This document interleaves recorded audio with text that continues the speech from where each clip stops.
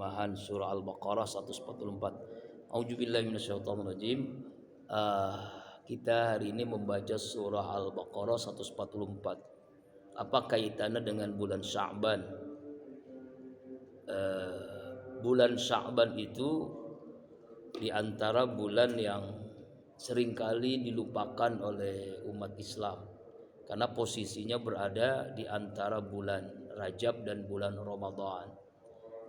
Tapi bulan Sya'ban ini banyak peristiwa-peristiwa penting yang terjadi, yaitu diantaranya peristiwa perpindahan kiblat yang dulunya Masjid Aqsa lalu berpindah ke Baitullah, ke Ka'bah. Nah, mari kita baca dulu ayatnya. Tadi sudah kita baca. A'udzubillahi minasyaitonirrajim. Qad nara taqalluba. Sungguh kami melihat, Allah Subhanahu wa taala melihat, ya, taqalluba, menengadah. Jadi menengadah itu maksudnya melihat ke atas, ke langit. Wajhika, wajah Rasulullah, wajah Muhammad bisama, ke langit. Ya, jadi Allah Subhanahu wa taala melihat Rasulullah ini sering melihat ke langit wajahnya. Falanwalliyannaka, maka kami palingkan, ya, engkau Muhammad kiblatan, ke kiblat tardoha yang engkau senangi. Kan awalnya kiblat umat Islam itu adalah Baitul Maqdis. Dulunya Ka'bah, lalu ke Baitul Maqdis. Ya, kemudian pada tahun kedua setelah Rasulullah hijrah, di bulan Sya'ban, tepatnya di tanggal 15 Sya'ban, ya, setelah Rasulullah berdoa menengadah ke langit, dia memohon kepada Allah, dan doanya itu dikabulkan setelah 17 bulan berdoa. Nabi saja berdoa sampai lama itu baru dikabulkan. 17 bulan berdoa. Ya, berdoanya dikabulkan di tahun kedua Hijriah di bulan Sya'ban. Apa itu doanya? Supaya kiblat kembali ke Ka'bah. Ya, fawalli wajhaka satral masjidil haram. Maka hadapkan wajahmu ya Muhammad kembali ke Masjidil Haram, ke arah Masjidil Haram, ke Ka'bah Baitullah. Kenapa? Yang memindahkan pertama kali siapa? Ya Allah. Dari Mekah ke itu? Iya, ke Allah juga, karena perintah Allah. Awalnya Ka'bah. Karena apa? Karena waktu itu Ka'bah itu dipenuhi dengan patung berhala. Ini orang-orang kafir Quraisy ini, wah, kiblatnya sama dong sama kita gitu kan. Sama berhala. Berhala patung-patung. Ya, ada itu udah lebih dari 360 patung di sekeliling Ka'bah itu. Nah, karena itulah Allah perintahkan kiblatnya ke Baitul Maqdis, ke Palestina, ke tempat Rasulullah Isra dan Mi'raj gitu. Nah, tapi enggak apa ya, Rasulullah tuh enggak ini, karena memang ya enggak seneng gitu kan, enggak ridho. Dan memang orang-orang ahlul kitab Yahudi Nasrani waktu itu, wah, umat Islam aja kiblatnya ke sini. Ini membuat dia senang tuh. Ya, membuat orang Yahudi, orang Nasrani senang kiblatnya ke Baitul Maqdis. Berdoa terus kepada Allah, selalu mengadah ke langit, dan doanya dikabulkan di tanggal 15 Sya'ban tahun kedua Hijriah. Nah, berdoanya lama itu, 17 bulan baru dikabulkan. Jadi kalau kita nih ini mafhum mukhalafahnya, kalau kita berdoa ingin cepat dikabulkan, ya ingin instan begitu ya, sebulan 2 bulan, ya Nabi saja yang tingkatan Nabi ya, yang dosanya sudah Allah ampuni, yang surganya jelas, baru 17 bulan baru dikabulkan. Apalagi kita gitu istilahnya ya, minta apa gitu, minta sesuatu kita ingin cepat, Nabi aja 17 bulan berdoanya dikabulkan. Nah itu. Nah jadi awalnya begitu tuh. Jadi selalu mengenadah ke langit, selalu minta kepada Allah itu, dalam arti dia berdoa kepada Allah agar kiblat kembali ke. Makanya ada namanya Masjid Kiblatain. Nah, misal kiblatain itu dua kiblat. Kenapa dua kiblat? Karena awalnya ke Baitul Maqdis, lalu kembali ke Ka'bah Baitullah begitu. Itu di ada misal kiblatain ya. Wa innal ladzina utul kitab, dan sesungguhnya orang-orang yang diberikan kitab, yaitu orang-orang Yahudi Nasrani, ya, Injil dan Taurat, alul kitab. La ya'lamuna, pasti mereka mengetahui, annal haq, bahwasanya perpindahan kiblat dari Baitul Maqdis ke Baitullah, ke Ka'bah, hak itu adalah kebenaran, sesuatu yang hak. Mir rabbihim, dari Allah Tuhan mereka. Wa mallahu, dan tidaklah Allah bighafilin, lengah lalai, amma ya'malun, terhadap apa yang mereka lakukan. Ini perpindahan kiblat tuh. Ya, inilah makanya kenapa kita baca ayat ini perintah kiblat ke Masjidil Haram, ke Ka'bah Baitullah. Jadi kalau kita sholat, ya mesti menghadap arah ke Masjidil Haram. Jadi enggak harus lurus banget dengan Ka'bah. Yang penting sudah menuju Masjidil Haram itu sudah dipastikan arahnya ke kiblat, ke Masjidil Haram, ke Ka'bah. Ya, apalagi yang sholatnya langsung di depan Ka'bah. Nah itu. Ya. Nah ini ya, jadi kejadian ini, peristiwa ini adalah peristiwa di bulan Sya'ban. Maka di antara kemuliaan bulan Sya'ban adalah perpindahan kiblat dari Baitul Maqdis ke Baitullah yang terjadi di malam Selasa tanggal 15 Sya'ban di tahun kedua Hijriah, sekitar tahun 622 Masehi. Nah itu tahunnya. Ya. Jadi Al-Baqarah ayat 144 ini. Kemudian peristiwa yang kedua di bulan Sya'ban ini adalah ayat turun perintah untuk berselawat kepada Rasulullah sallallahu alaihi wasallam. Dalam surah Al-Ahzab ayat 56, A'udzu billahi minasyaitonir rajim. Innallaha wa malaikatahu yusholluna 'alan nabi. Ya ayyuhalladzina amanu sallu alaihi wa sallimu taslima. Al-Ahzab ayat 56 ini, sesungguhnya Allah dan para malaikat berselawat kepada Nabi Muhammad SAW. Hai hamba-hamba Allah yang beriman, berselawatlah kepada Rasulullah SAW sebagai penghormatan kepadanya. Nah, perintah salawat ini terjadi di bulan Sya'ban. Makanya Imam Syekh Abdul Qadir Jailani mengungkapkan ya bahwa syahrus Sya'ban syahrus salawat. Bulan Sya'ban adalah bulan salawat. Kenapa? Karena ayat turun perintah salawat di bulan Sya'ban. Ya, di bulan Sya'ban. Ini ayat yang luar biasa. Kenapa? Karena kalau Allah perintahkan sesuatu, biasanya Allah tidak melakukan. Allah merintahkan hambanya untuk sholat, Allah tidak sholat. Allah perintahkan hambanya untuk puasa, Allah tidak puasa. Zakat, haji dan seterusnya Allah tidak melakukan itu. Tapi ketika sholawat Allah perintahkan, tapi Allah juga melakukan. Saking hebatnya amal sholawat ini. Ya, innallaha, kan ayatnya innallah, sesungguhnya Allah dan para malaikat berselawat. Saking hebatnya sholawat kepada Nabi Muhammad SAW. Makanya kalau kita salawat satu kali saja, Allahumma sholli ala sayyidina Muhammad, maka Allah karuniakan 10 rahmat, 10 ampunan dosa, 10 derajat, asro hasanat, asro sayyiat, asro darajat. Jadi 10 itu 10, satu salawat. Nah ini. Makanya orang yang paling dekat dengan Rasulullah di yaumil qiyamah adalah orang yang paling banyak salawat kepada Rasulullah SAW. Dan perintah itu terjadi di bulan Sya'ban. Kemudian keistimewaan bulan Sya'ban adalah bulan di mana semua amal manusia kita ini diangkat, diserahkan oleh malaikat kepada Allah Subhanahu wa taala. Dalam sebuah hadis ketika Usamah bin Zaid bertanya kepada Rasulullah, "Ya Rasulullah, saya tidak melihatmu melakukan puasa di bulan-bulan lain yang engkau berpuasa terbanyak di bulan Sya'ban. Kenapa?" Rasulullah menjawab, ya karena yukfalun nas, bulan yang sering dilalaikan, dilupakan oleh manusia. baina Rajab was Ramadan, di antara bulan Rajab dan bulan Ramadan, yaitu bulan Sya'ban. Padahal bulan Sya'ban adalah bulan semua amal kita diserahkan kepada Allah. Dan saya suka ketika amal saya diserahkan, saya dalam keadaan berpuasa. Ya. Nah, penyerahan amal ini adalah merupakan penyerahan secara keseluruhan.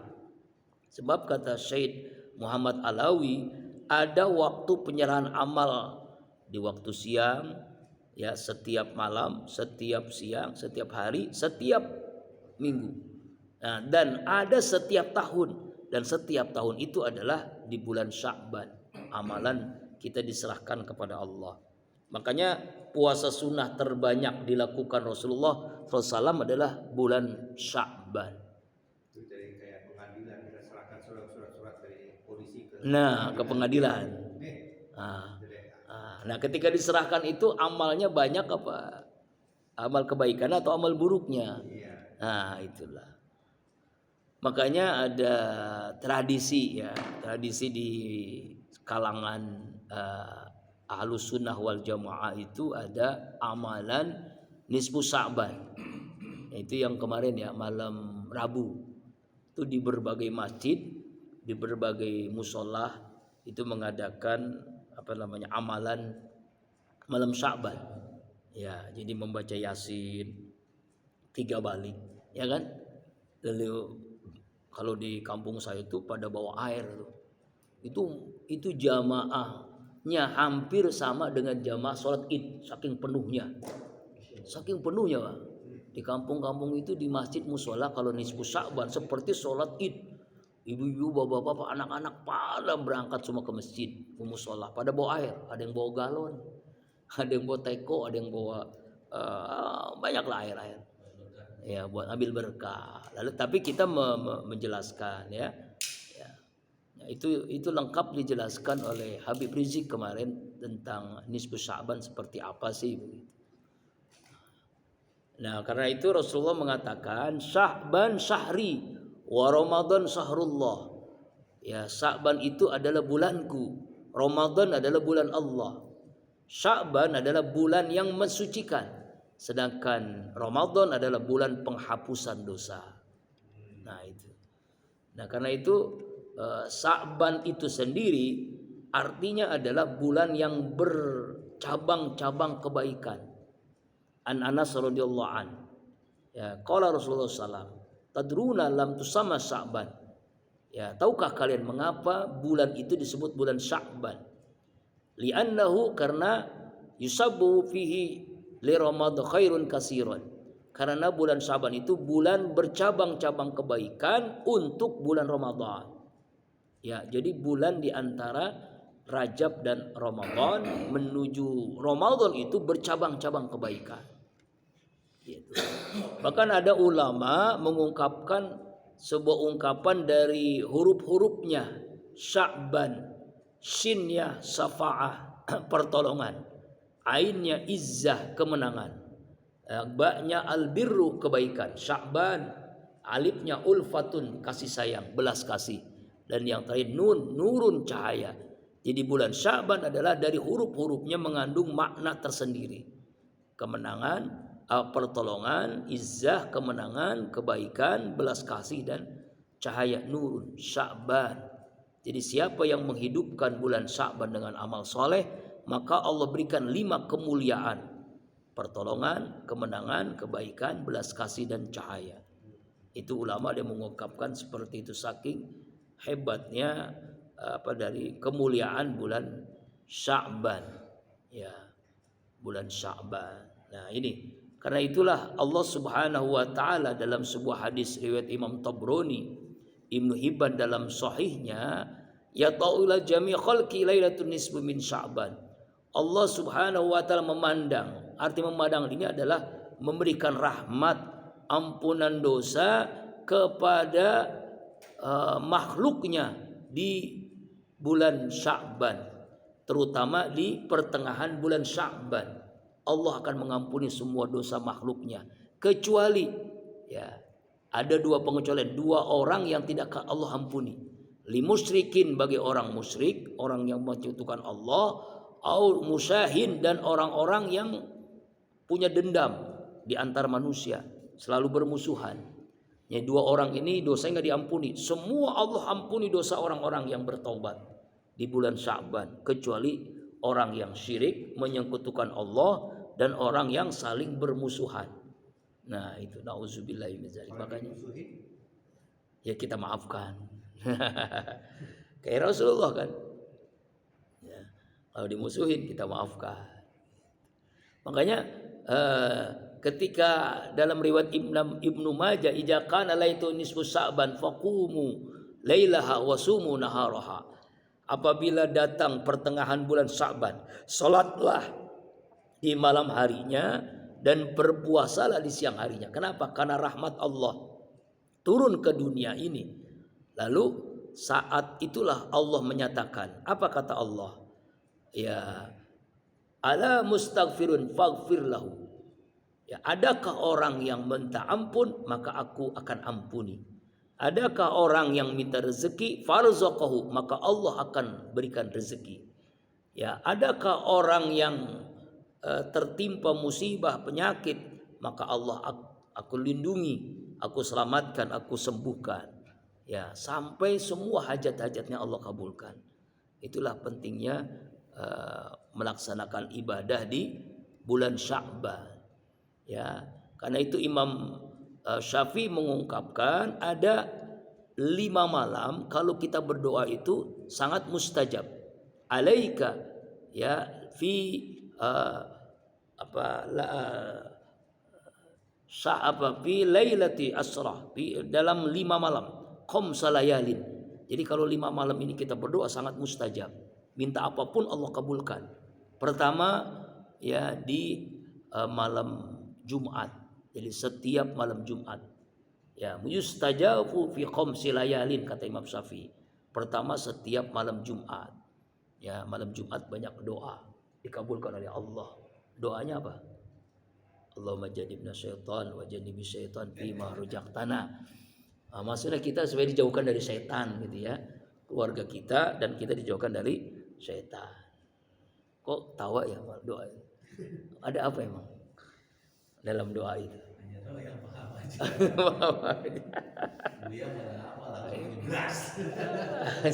Nggak boleh ya? Apa ya? Nggak boleh bersetubuh di bulan di malam nisfu Sa'ban. Oh enggak ada. Enggak ada larangan. Ada Pak? Enggak ada larangan. Saya baru tahu malah. Nggak boleh. Mungkin enggak bolehnya enggak jatuh ke haram ya. Karena memang diharapkan. Ya untuk berdoa gitu. Sama dengan iktikaf. Itu kalau setuju punya anak, nanti anaknya banyak keluar tai lalatnya. Oh, enggak tahu juga. Saya baru tahu ini. Sebenarnya gini, yang dulu ada pertanyaan, apakah di malam, ada yang pertanyaan, di malam Idul Fitri, malam takbiran itu, bolehkah kita hubungan? Ya kan ada pertanyaan, ya boleh, nggak ada yang larangan. Artinya memang larangan hubungan suami istri itu hanya siang hari Ramadan. Kalau secara itu ya, di waktu puasa. Di waktu puasa. Artinya selain itu dibolehkan. Kalau saya baru dengar nggak boleh, ya itu mungkin karena Malam nisfu Sa'ban ya, bukan bulan Sa'ban. iya. Malam nisfu ya. Kalau lagi naik haji, boleh Haji boleh. Boleh kalau di maksudnya di luar ini ya. Iya, lagi prosesnya malam-malam hari. Enggak, setelah selesai itu. Kalau lagi masih pakaian ihram ya nggak boleh. Ada itu Ustadz ya. Ada Ustadz itu begitu. Kebelet ketahan katanya ya. Akhirnya dapat juga ya. Allahu Akbar. Artinya boleh kalau sudah pelaksanaan rukun wajib hajinya. Tapi kalau sedang pakaian ihram ya nggak boleh. Iya udah selesainya. Kalau masih sama juga dengan Tahu-tahu mikro nggak pakai apa-apa kesempatan. Oh, iya. Gampang bukanya. Padahal mah nggak boleh itu. Justru nggak boleh. Iya kalau lagi begitu nggak boleh. Padahal lagi sibuk dengan ibadah lah kau. Nah itu pertama ya malam Jumat. Yang kedua, doa mustajab adalah di malam hari raya, Idul Adha, Idul Fitri. Ya, yang kedua malam hari raya Idul Adha, yang ketiga di malam hari raya Idul Fitri. Malam takbiran doa itu sangat mustajab. Makanya jangan disia-siakan. Malam Jumat, malam Idul Fitri, malam Idul Adha. Yang keempat di malam awal bulan Rajab. Ya, fi awwali lailatin min Rajab. Yang kelima di malam pertengahan bulan Sya'ban atau nisfu Sya'ban.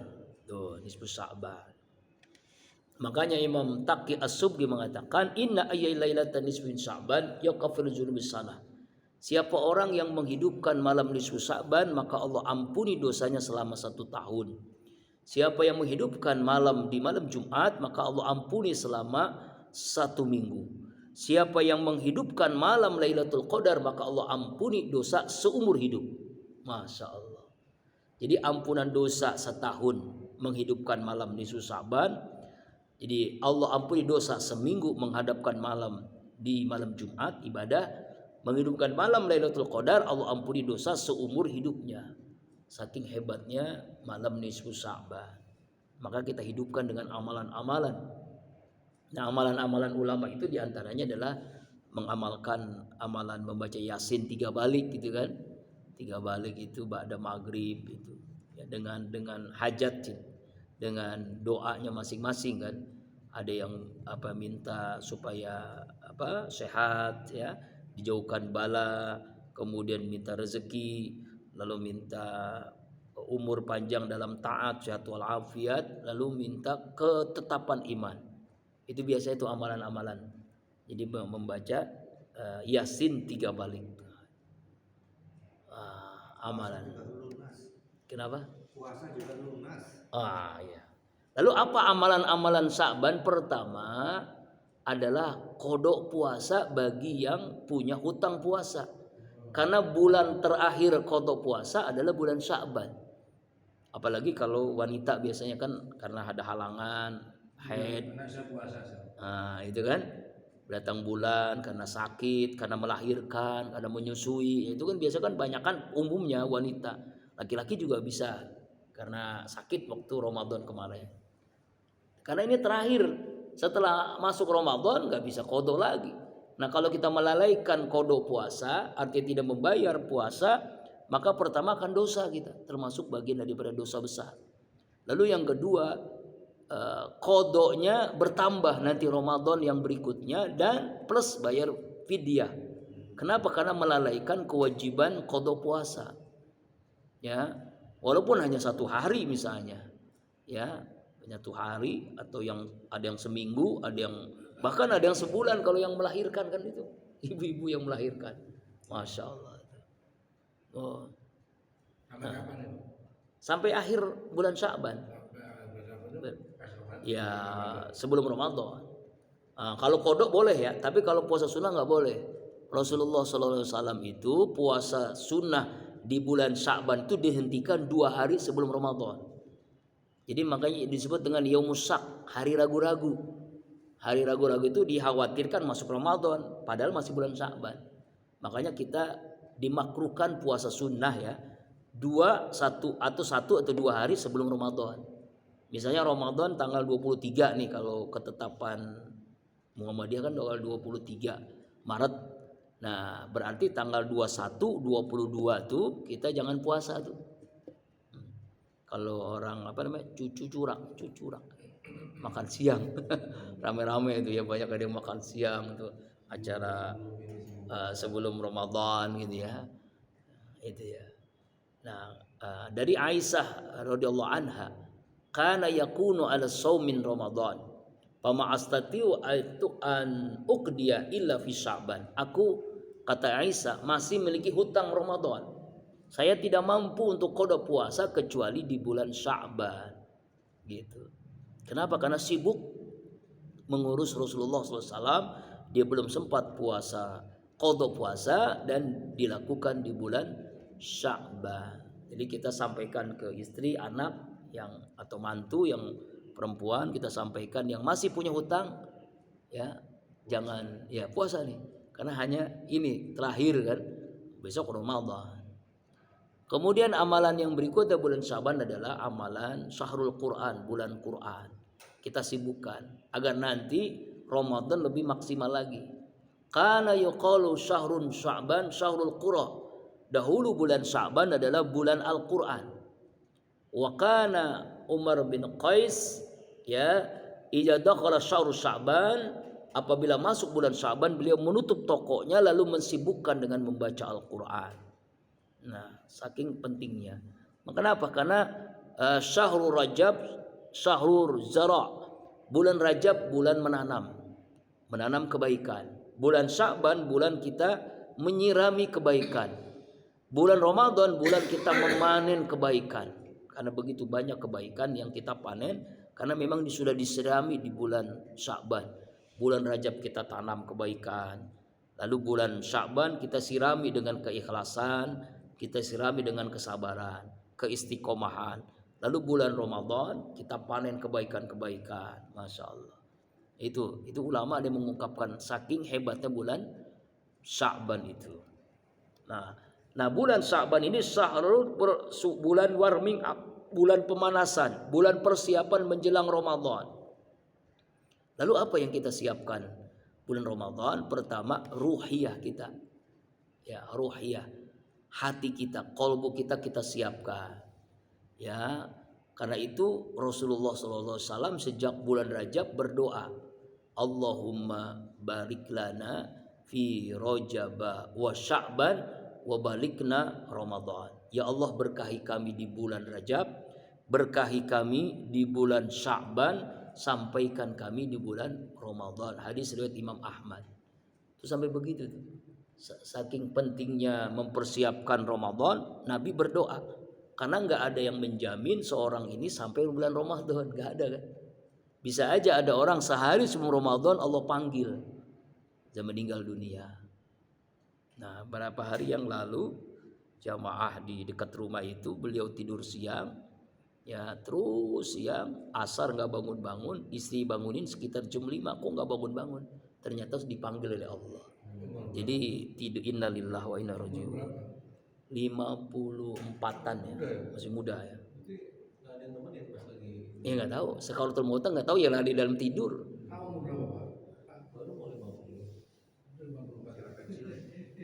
Hah? Masih anak kecil 50, udah setengah abad ya, setengah abad. Wajahnya baru 17 malah. Jadi meninggalnya itu nggak merasakan sakaratul maut ya. Makanya meninggal itu ada 3 Pak. Ada mautul rahmah, mautul maghfirah, mautul la'nah. Mautul rahmah itu mati dalam kasih sayang Allah.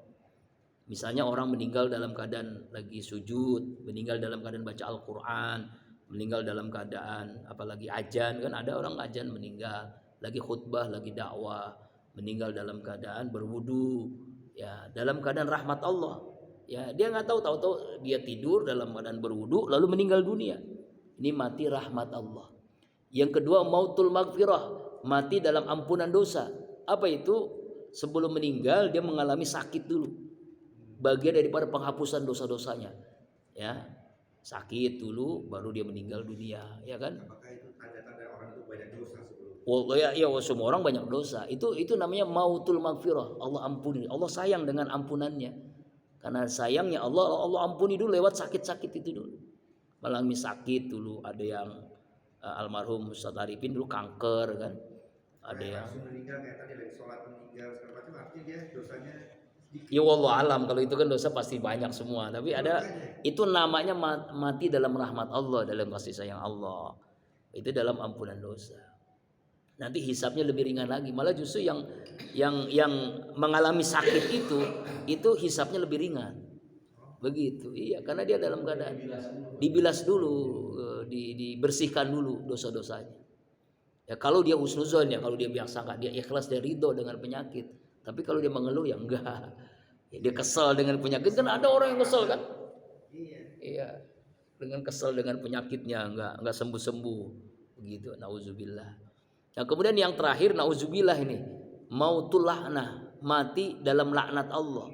Dia meninggal dalam keadaan maksiat, meninggal ketika zina, ketika narkoba, kan ada yang orang sakau kan ya, meninggal ketika bunuh diri. Nah itu tuh mati dalam laknat tuh. Meninggal dalam keadaan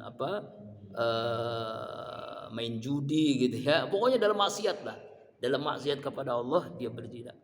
Ada dulu di malah nggak jauh lah di Parung, nggak jauh dari kampung saya itu, orang meninggal itu dalam keadaan berzina dengan wanita pelacur dan dia dempet begitu.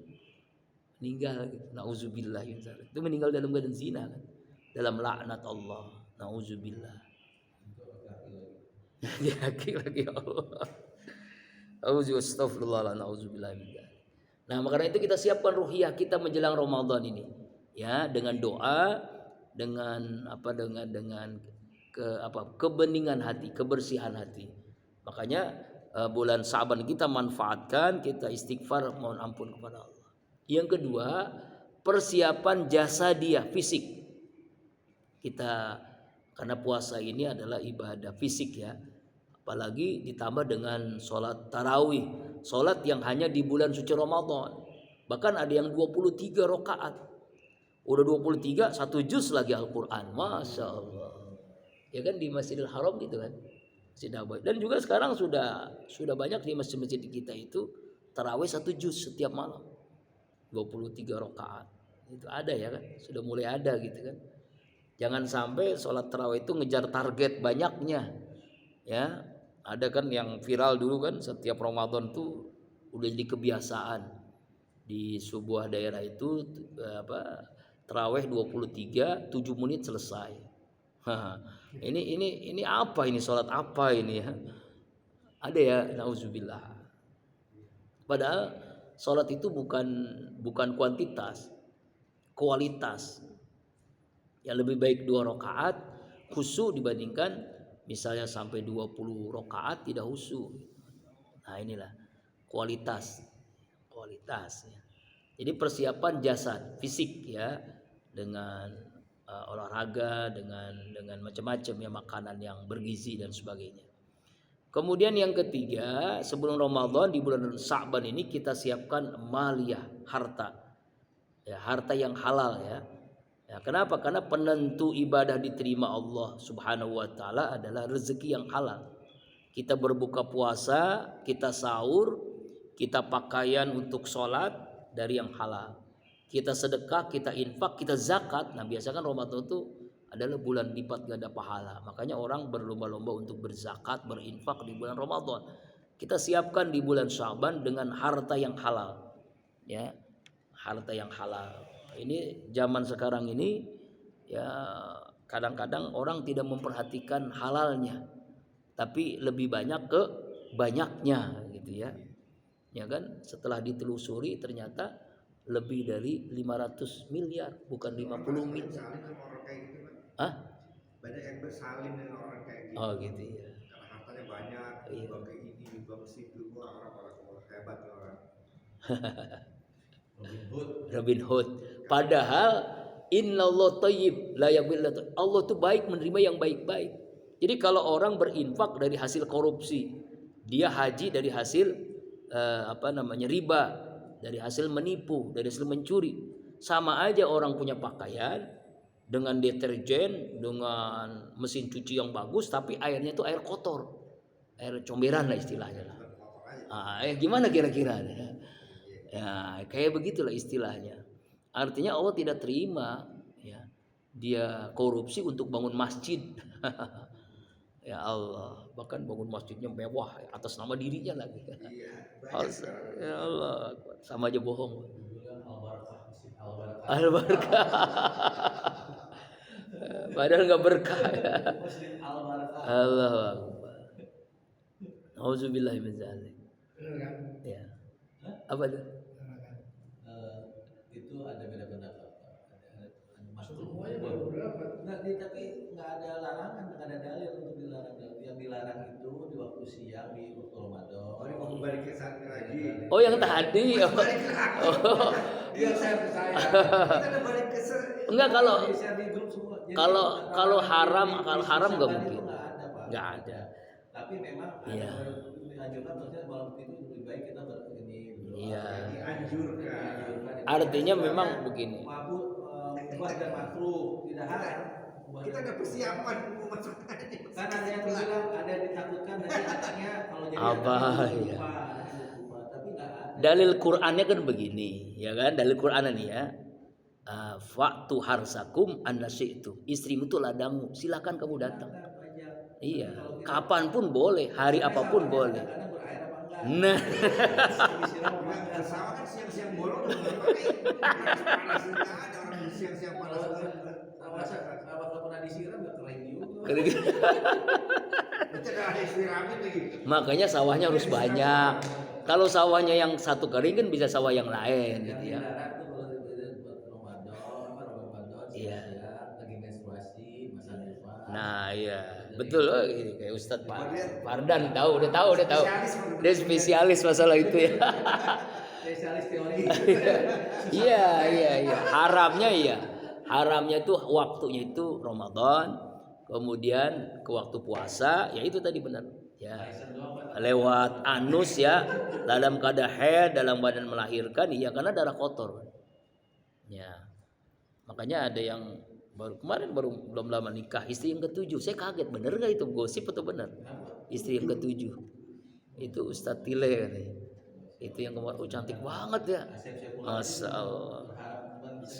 Nggak tahu itu Gio. Kirim stiker sama TikTok doang ya. Padahal mah sudah berani gitu.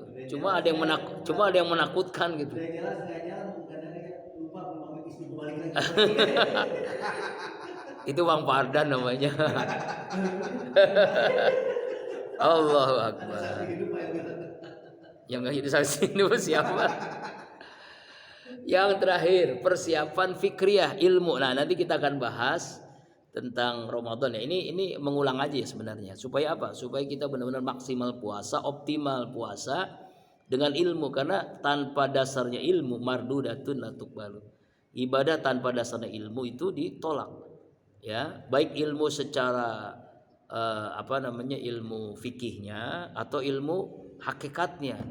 Ya, misalnya ada yang membatalkan puasa, ada yang membatalkan pahala puasa. Bedanya itu di mana? Kalau membatalkan puasa secara fikih mungkin puasanya sah, tapi mengenai diterima atau tidaknya itu kan pentingnya kita memahami ilmu yang membatalkan pahala puasa. Insyaallah minggu depan kita akan bahas ilmunya secara lengkap, baik itu fikih puasanya atau fikih yang lainnya. Wallahu a'lam bishawab.